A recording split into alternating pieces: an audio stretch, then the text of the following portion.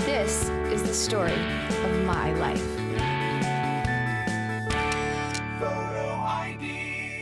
I was born in Jersey City, New Jersey.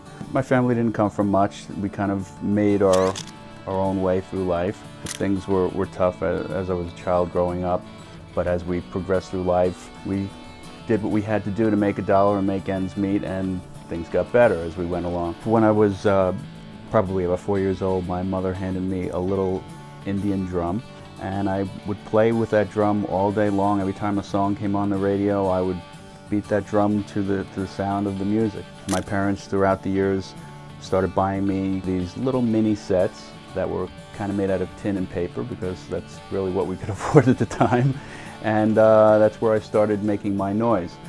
I wanted to be in a band, and I in fact did join one. A friend of mine had a band in high school, and I at the time didn't even have a real set. I seen him in a talent show, and I said, you know what, next year I want to be in that talent show. And I didn't have a band, I didn't have a set, I had nothing.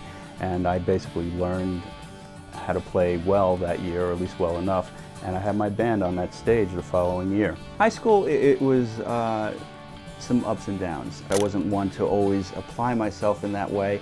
I guess I was street smart and not, I wasn't one that hit the books all the time. But I did do what I had to do, and I passed.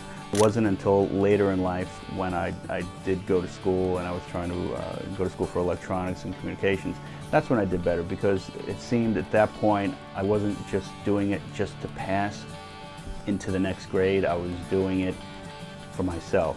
I went to school for electronics. I did many things, anything from working in the copier field to a medical technician. There was equipment that people would use, people that were in not such great condition. They weren't able to breathe properly.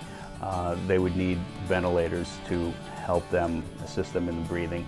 My role was to make sure the machinery that was supposed to do these things, that kept these people alive and functioning properly, that all this equipment was working. Now I do offer some of my services to different organizations.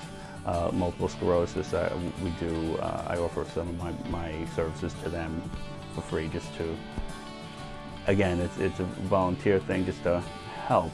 I feel that, at the end of the day, when you look back at your life, you want to be able to say that you changed the world in some small way, and that you made a difference, that your life was worth something.